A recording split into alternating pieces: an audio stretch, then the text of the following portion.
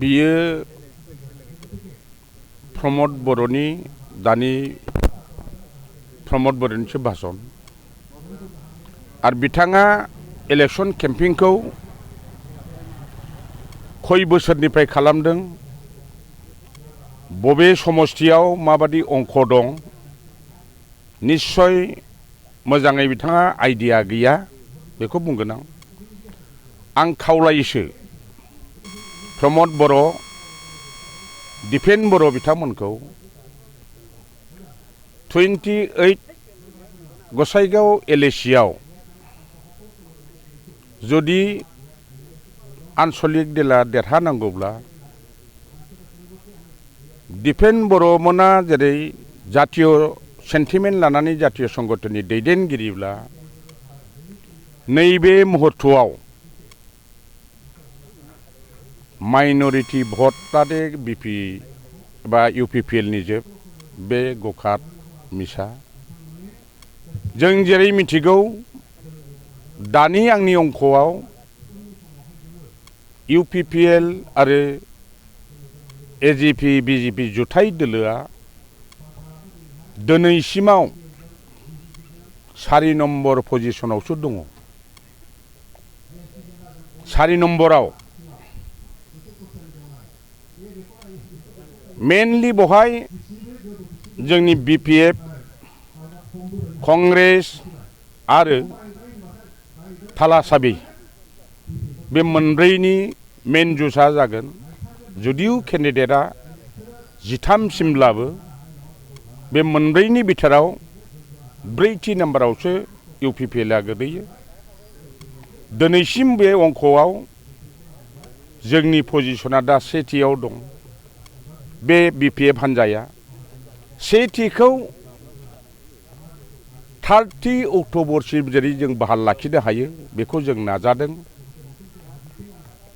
बिनि उनाव जुदि नैथियाव जुदि जेरै जाखि सिनारि जादों जितु नमिनेशना 13 जन होदोंब्लाबो साबसे केन्डिडेट थायो बे 16 तारिखनि उनावसो मोजां आरो जातीय संगठन हिसाबै आङो आबसु फंबायमोनखौ आं खावलायदों प्रमोद बर'खौ खावलायदों 28आव जोङो दिनैनि बे बैसोसिम खयबारसिम भट गेलेबोखो बबे जायगायाव माबादि गोहोम दं जों मिथिगौ एबारनि पलिटिकेल सिनारिया जुदा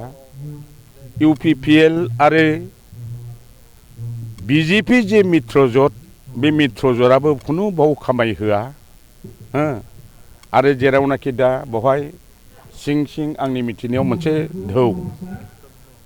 बेनो मोनसे सुवर्ण सुजग नाफामफोरनिफ्राय जोङो बे समस्थिखौ सुख'फिननांगौ बे सुजुगखौ जोंनि गुबुन माहारिफ्रा लागासिनो दङ मानोना जोङो बेवहाय एसटी भटआ यूपीपीएल बीपीएफ ज' जाब्लाबो जोङो 3थि पजिशनावसो दङ बबे अंकजों प्रमोद बर'आ गावसिनि देरहानायखौ हिसाब लादों नंखायनो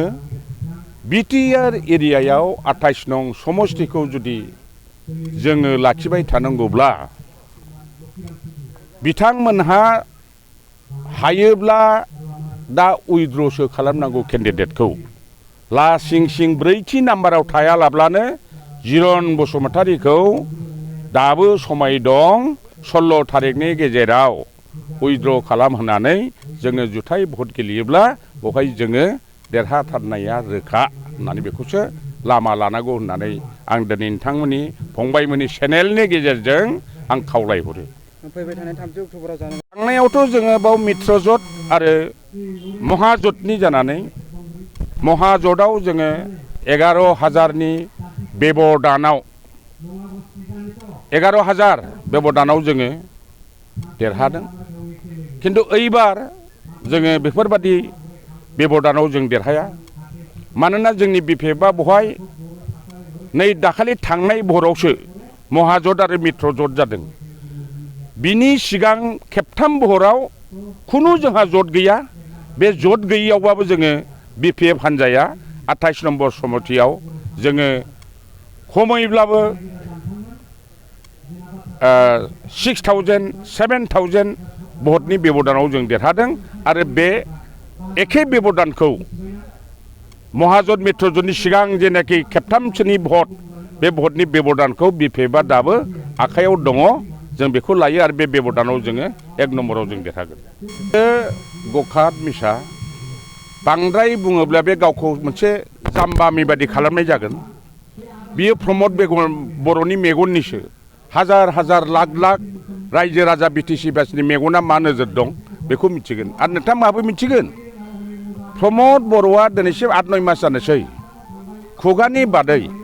बे बिटिसिआव दिनै बे जायगायाव मिटिं जादों मोनसे नोंथांमोनावनो आं सोंबाय जोंनि बे 28 नम्बर बिधान सभानि सिङाव नट अनलि बिधान सभा बे गसाइगाव साब डिभिजनाव मा मोनसे नोजोर होथावथाव लामा दालां न' बिल्डिं आंनो देखायनायसै मा मावदों बिनि उनाव बुंदों आं 17 बोसोराव दिनैहाय प्रमद बर'मोना गारि लानानै गिदिंलाबायनाय 17 बोसोरनि सिगां बे दालांफ्रा मामोन लामाफ्रा मामोन 17 बोसोरनि उनाव मा जादों दा फाखा लामा RCC दालां प्रमद बर'आ जेयाव दा अफिस खालामो बिटिसि सेक्रेटारियेट सोर खालामनाय बिलाय सेक्रेटारियेट बिराद गिदिर सचिबालय होनना बुङो एसेम्बलि बे जेबो मावखै जायो बे 17 बोसोराव आरो बेफोरबादि नुनांगौ न'खौ खय बोसोर नांगौ प्रमद बर'आ दिल्लीनि जेनेबा बड'लेण्ड गेस्ट हाउस मोननै दं दा बिथांमोना थायो आरामनो कलकातायाव 14 थाला बिल्डिं दं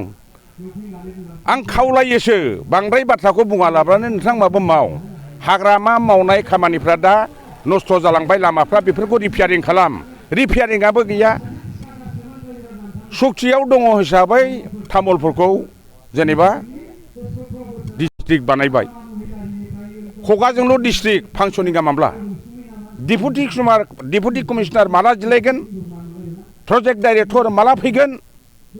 जोंनाथ' उदालगुरि डिस्ट्रिक्ट जानायाव थाबैनो DC PD all district head of the department बिथांमोना थांदों तामुलपुराव नोंथांमोना सोङै सोर दङ दालाय SDPO दं पस्टआ सेंसन जादों ना डिसिनि सेंसना जादों ना प्रजेक्ट डाइरेक्टर पस्टआ सेंसन जादों PD project director PR and rural development बे जिनिसा आसाम गभर्नमेन्टआबो हरनो हाथा गैया जायजोंनाखि गामिनि लामा थामा MGN रेगानि खामानिफ्रा मावो बेखौ मावनांगौबा दिल्लीनिफ्राय लायनांगौ डिस्ट्रिक्टआ रेजिस्टार जानांगौ माब्ला फैगोन बिसोरनि बे प्रजेक्ट डाइरेक्टर PDआ बाक्सा जिल्लाजोंनो दा थाथ'गोन उदाल बे तामुलपुर हिसाबैथ' थानाय नङा अल ब्लकनि आन्दारा सोर मावगोन फाले PDआ समाय लायो बुंनानै जाया खामानिफोरखौ मावनो बेफोरखौ आदाय खालाम मेडिकेल कलेज क'क्राझाराव जादों CIT लुदों बे सोरनि आमावल' जादों गायसनदोंसो गायसननानै माला इथा गारगोन खामानिया माला जागोन माला कमप्लिट जागोन बेनो मावनाय जाहैबाय 8 बोसोराव रायजोफोरखौ नंखाय बुंनानै भट आदाय खालामनाय रायजो सालायनाया मोनसे अननाय जायो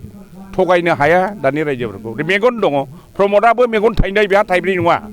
रायजो राजाफोर मानसिफ्रा मेगन थाइब्रै नङा नुजोबो नंखायखौ बुंद्रायनाया बे अननाय जायो आरो नंखायनि बिनिमयआव गावसिनावनो गोलैफिनो ओंखायनो सत्यखौ बुं आं बिनम्र भाबै खावलायोसो जों जेनेबा जोंनि सार्थआव जोङो ज' जालायनानै तामुलपुरावबो जेनगोन बावबो जेनगोन होमब्ला जेनोब्ला UPPनि थाखाय जों जेननांगोन बेखौसो बुंगोन आं आरो जोंनि अस्तित्व लाखिबाय थानाय BPFनिखौ बिसोरनो दंस' खालामनाय जागोन बे अंकखौ मोजाङै मिथिथों गावनि गाद्दिनि लबाव जुदि थाबाय थायोब्ला गाद्दियाबो बिथांना थांगोन आं बेखिनिखौनो बुंबाय आरो नोंथांमोननि गेजेरजों